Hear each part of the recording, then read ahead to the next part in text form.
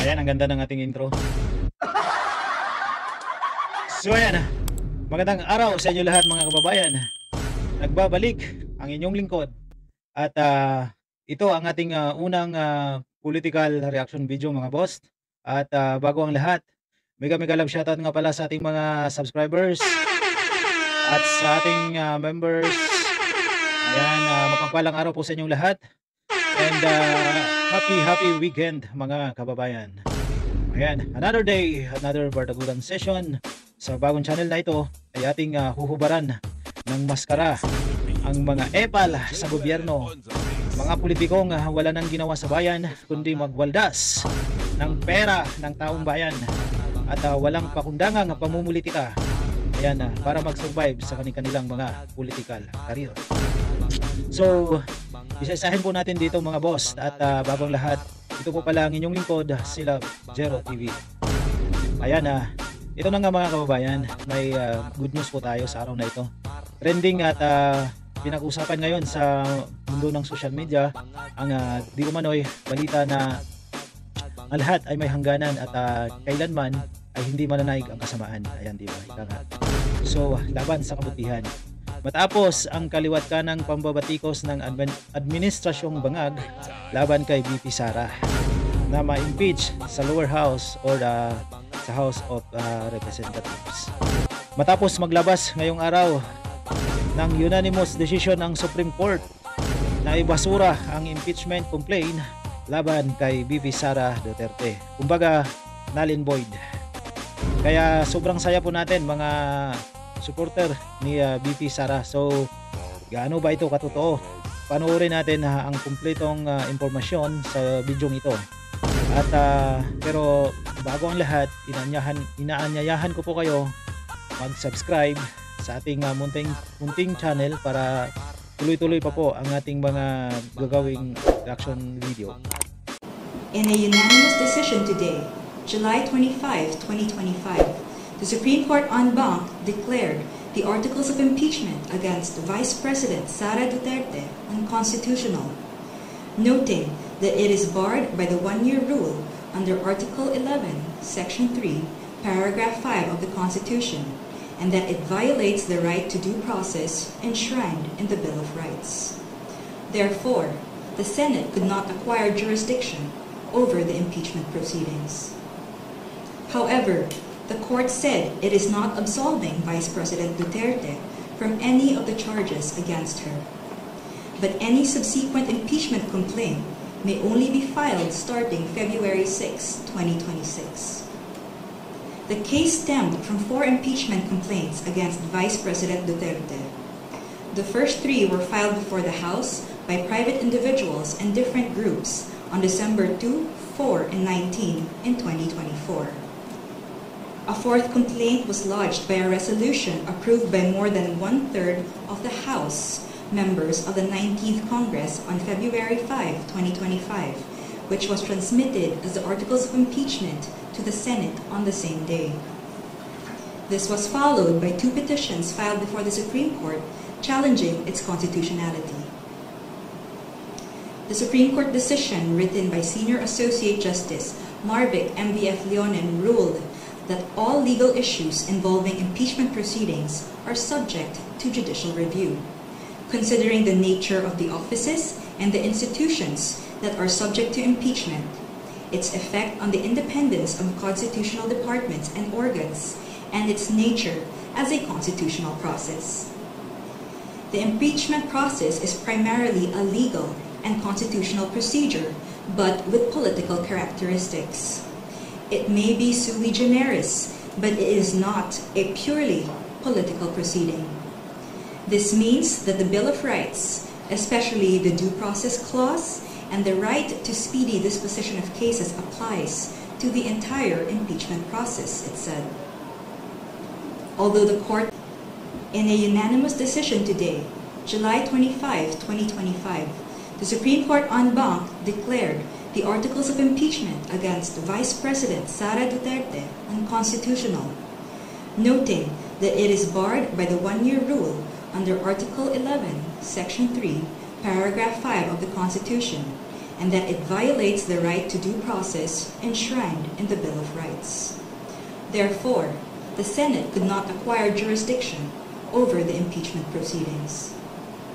However, the court said it is not absolving Vice President Duterte from any of the charges against her.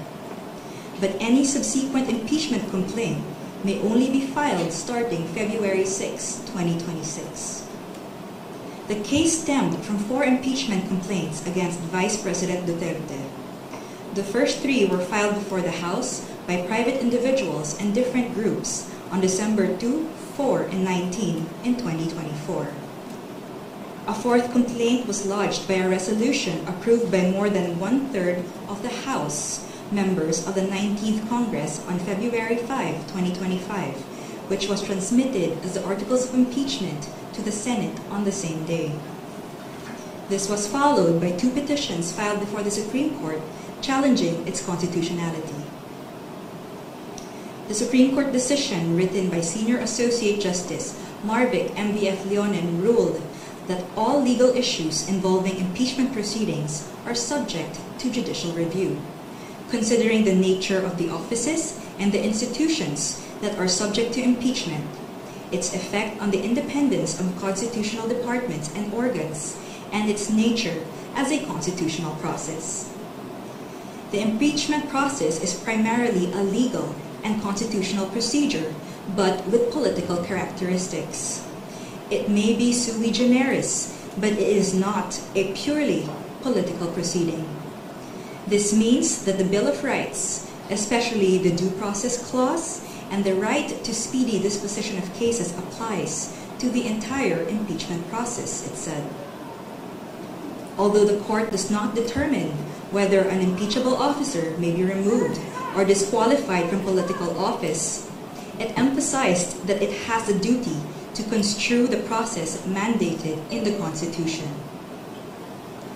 In declaring that the articles of impeachment were barred by the 1-year rule, the decision differentiated the first 3 complaints from the 4th complaint. The first 3, it said, were filed under Article 11, Section 3, Paragraph 2 of the Constitution, which allows any citizen to file a verified complaint with an endorsement by any House member. The 4th one was through Article 11, Section 3, Paragraph 4 of the Constitution, through a verified complaint or resolution filed by at least 1/3 of the House members. The court took note that the House and the 19th Congress did not act on the first 3 endorsed complaints, which were considered terminated or dismissed upon adjournment of the House. The 3 impeachment complaints were archived and therefore deemed terminated or dismissed on February 5, 2025. Therefore, no new impeachment complaint, if any, may be commenced earlier than February 6, 2026, the Supreme Court held. Under Article 11, Section 3, Paragraph 5 of the Constitution, no impeachment proceedings shall be initiated against the same official more than once within a period of 1 year. According to the decision, the 1-year bar is reckoned from the time an impeachment complaint is dismissed or is no longer viable. A key issue in the petitions is whether the House complied with the 10-session day requirement under the Constitution for including a verified impeachment complaint in the order of business of the House. The court ruled that the House was able to comply with the requirement by putting the 3 endorsed impeachment complaints in the order of business of the House of Representatives, since a session day is not equivalent to a calendar day. It is a period that starts from a call to order until the session is adjourned, regardless of the passage of time. However, the court reminded the House that Article 11, Section 3, Paragraph 2 of the Constitution clearly requires that a verified impeachment complaint be immediately put in the order of business within 10 session days from its endorsement. The Constitution does not grant either the Secretary General or the Speaker of the House any discretion to determine when this period commences. Consequently, the House of Representatives is not granted any discretion except to refer these matters to the proper committee within 3 session days. However, the House may opt to consolidate all impeachment complaints properly commenced and endorsed within these periods. The court also determined that due process applies to the impeachment process. It laid down the following due process requirements in impeachment proceedings. First, the articles of impeachment or resolution must include evidence when shared with the House members, especially those who are considering its endorsement. Second, the evidence should be sufficient to prove the charges in the articles of impeachment. Third, the articles of impeachment and the supporting evidence should be available to all members of the House of Representatives, not only to those who are being considered to endorse. Fourth, the respondent in the impeachment complaint should have been given a chance to be heard on the articles of impeachment and the supporting evidence to prove the charges prior to its transmittal to the Senate, despite the number of endorsements from House members. The House of Representatives must be given reasonable time to reach their independent decision of whether they will endorse an impeachment complaint. The court, however, has the power to review whether this period is sufficient, but petitioner, who invokes the court's power to review, should prove that officials failed to perform their duties properly. Sixth, the basis of any charge must be for impeachable acts or omissions committed in relation to their office and during the current term of the impeachable officer. For the President and Vice President, these acts must be sufficiently grave, amounting to the crimes described in Article 11, Section 2, or a betrayal of public trust given by the majority of the electorate. For the other impeachable officers, the act must be sufficiently grave that they undermine and outweigh the respect for their constitutional independence and autonomy. And seventh, to ensure that respondent in the impeachment complaint is heard under the requirements of due process in the procedure under Article 11, Section 3, Paragraph 4, the House of Representatives is required to A. Provide a copy of the articles of impeachment and its accompanying evidence to the respondent to give him or her an opportunity to respond within a reasonable period to be determined by the House rules. The Constitution only requires an opportunity to be heard. It is up to the respondent to waive this fundamental right and opt to present his or her evidence at the Senate trial. And B. Make the articles of impeachment with its accompanying evidence and the comment of the respondent available to all members of the House of Representatives. It is the House, not 1/3 of the House, that has the sole prerogative to initiate impeachment complaints. Thus, there must be some modicum of deliberations so that each member representing their constituents can be heard and thus convince others of their position. The transmittal will only take place upon the qualified vote of 1/3 of the House. We quote from the final note of the unanimous decision. It is not our duty to favor any political result. Ours is to ensure that politics are framed within the rule of just law. We cannot concede the sobriety of fairness inherent in due process of law to the passions of a political moment. Our fundamental law is clear. The end does not justify the means. We understand our history. We have learned that in the past, momentary desires to do what is convenient and concede means to ends have inadvertently created precedents that weaken the succor of law for those who dissent, or those at our society's margins, or those who may have fallen out of grace from the powers that be. We have learned that the clash of political interests in the past, often disguised by noble intentions, has obscured the need to address the real problems of corruption, inequality, poverty, and disempowerment faced by our people. We will not allow that to happen again. We will not hesitate to declare what is legal, just, and right for our people. There is a right way to do the right thing at the right time. This is what the rule of just law means. This is what fairness or due process of law means, even for impeachment. End of quote. The Supreme Court's ruling is immediately executory. it shall be deemed served on the petitioners and released upon publication in the Supreme Court website and receipt of the parties of their digital copy in accordance with the guidelines on the transition to electronic filing in the Supreme Court. We urge everyone to read the full text of the decision and the concurring opinions. Thank you very much. Bago lang namin nalaman na nakachamba tayo. Alhamdulillah, Rabbil Alamin. Assalamualaikum warahmatullahi wabarakatuh. Magandang hapon po sa kanilang lahat. Narinig natin at na-confirm na nanalo tayo doon sa petisyon na final natin para against sa impeachment complaint ni VP Inday Sara, no? Napagpala po tayo ng Allah subhanahu wa ta'ala na nanalo, and I have yet to receive the full text of the decision, pero marami na pong tumatawag sa atin kanina pa. Kala ko yun palang resolution sa Supreme Court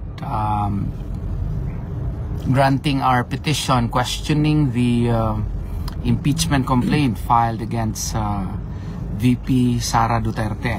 So this is a great victory for the Filipino nation, and we hope and pray that this saga of an illegal, unconstitutional impeachment complaint against the Vice President will finally end, because this will not really help in the development of our country. This will only cause further division,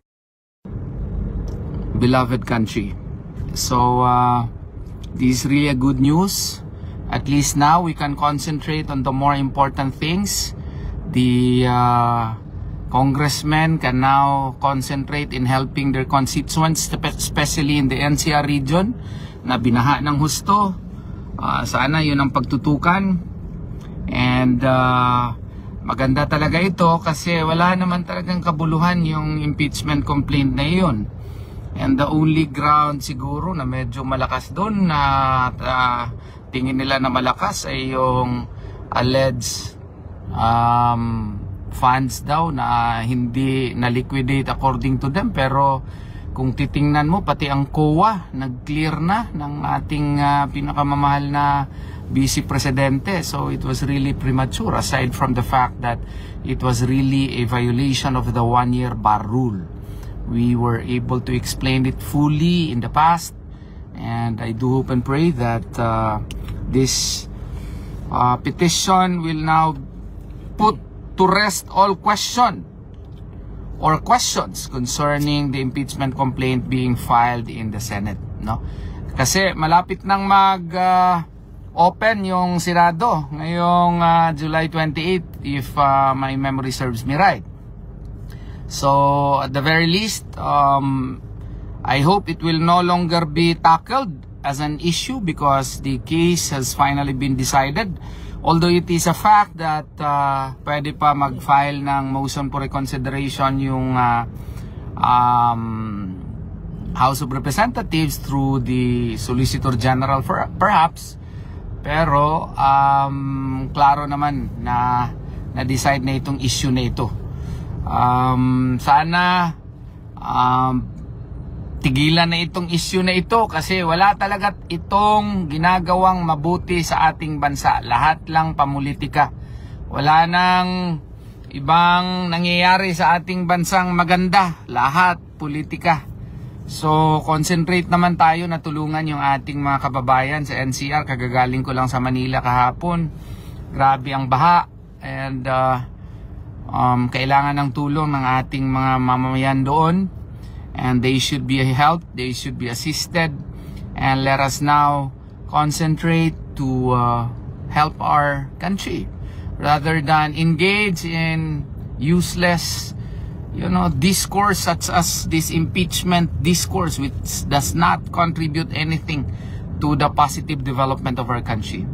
So sa lahat pong sumusuporta sa amin at pong nagpahayag ng suporta, ng pananalangin at pagtulong sa amin, maraming salamat po sa inyo. Magandang umaga po sa inyong lahat. Magandang hapon po sa Pilipinas at napakagandang araw po. God is good, God is just, God be praised. Ngayong araw po, napakagandang balita ang dumating sa ating lahat.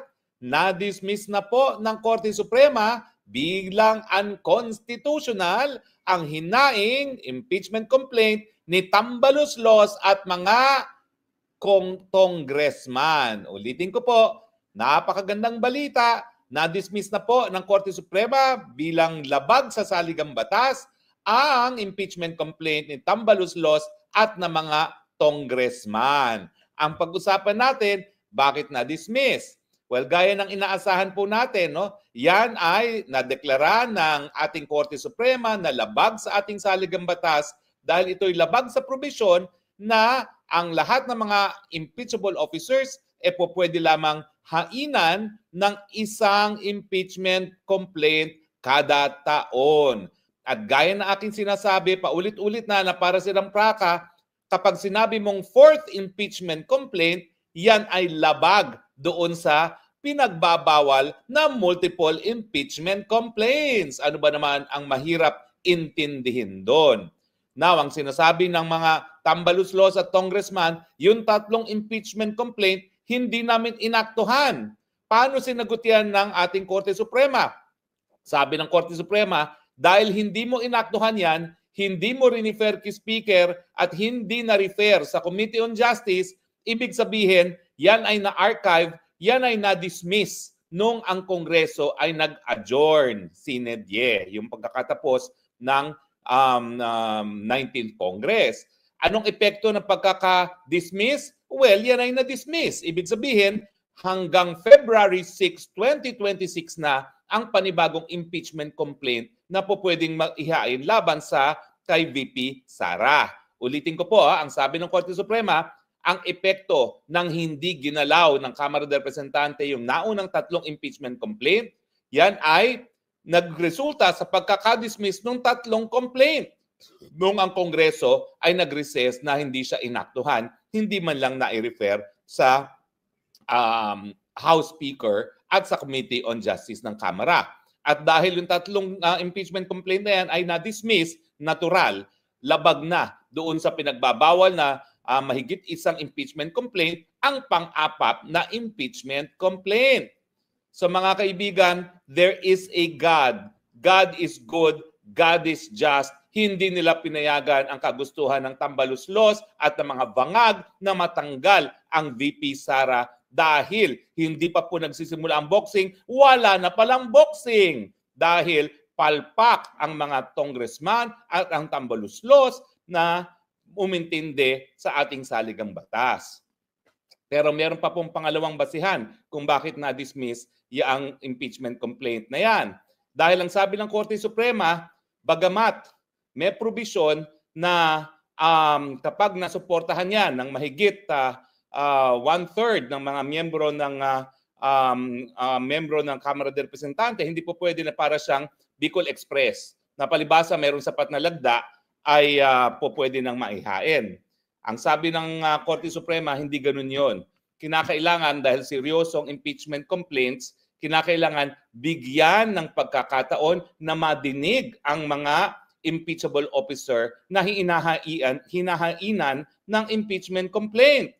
Bakit? Dahil nga napakaseryoso ng consequence, pantakin mo, pinakamatataas na opisyales, pinatatanggal sa kanilang opisina, dapat madinig sila at every step of the way, including dun sa initiation ng impeachment complaint. Kaya nga, sa saligang batas, merong proseso. Dapat ang speaker i-refer kaagad para sa referral sa pag-include sa order of business. Within X number of days sa order of business, kinakailangan niya ma-refer sa Committee on Justice. Ang Committee on Justice, babasahin yan, titignan muna yung sufficiency of form, kung tama ba yung forma, at titignan kung okay ang forma, kung sufficiency in substance, kung meron ngang laman o meron ngang meet yung reklamo laban sa impeachable officer. At matapos dyan, dadalhin pa sa plenaryo, pagbobotohan.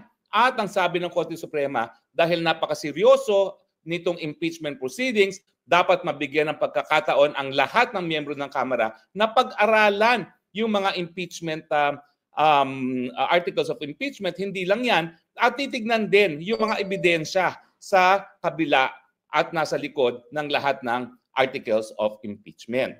Bago po ito, dahil alam niyo naman, isa ako dun sa abogado na nagdulog sa Korte Suprema nung kaso ng Francisco, nung ini-impeach nila si Chief Justice Davide. Ang sinabi doon, ang impeachment ay initiated sa paghain ng isang verified complaint of impeachment at akto ng House.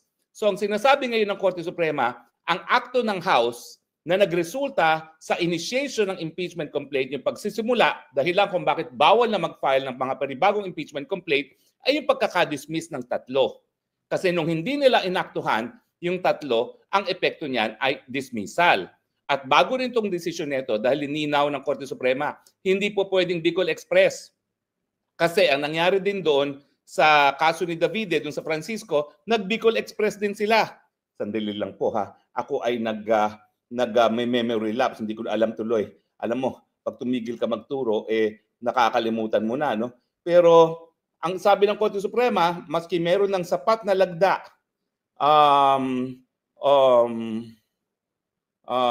so articles of impeachment, para mga articles of impeachment ay diretsong pumunta sa Senado,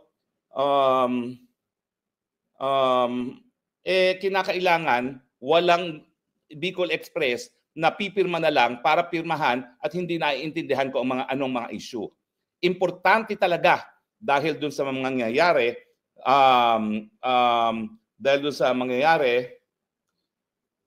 dun sa matatanggal na opisyales na maintindihan ng mga kamera, ng mga miyembro ng kamera kung ano talaga ang dahilan doon sa pagkakatanggal sa isang impeachable officer. Now, so ano po, nasa na ngayon si Tambaloslos at ang mga senatong at saka mga congressman? Wala na po sila. Wala na po sila. Ibig sabihin, mag-aantay sila hanggang, tama po ako, 1/3, hanggang February 6. Kung kailan, 26 ba? February 26 kasi nag-adjourn ang House at saka ang Senate ng February 25. So February 26 pa sila po pwedeng mag-ain. Tama po yun yung sinabi ng spokesperson ng Korte Suprema, hindi naman po na-absulto si VP Sara. Pero dahil nakasaad sa saligang batas na bawal ang mahigit isang impeachment complaint kada taon, kailangan sundin yan. Dahil ang ating saligang batas, ang pinakamataas na batas sa ating bayan.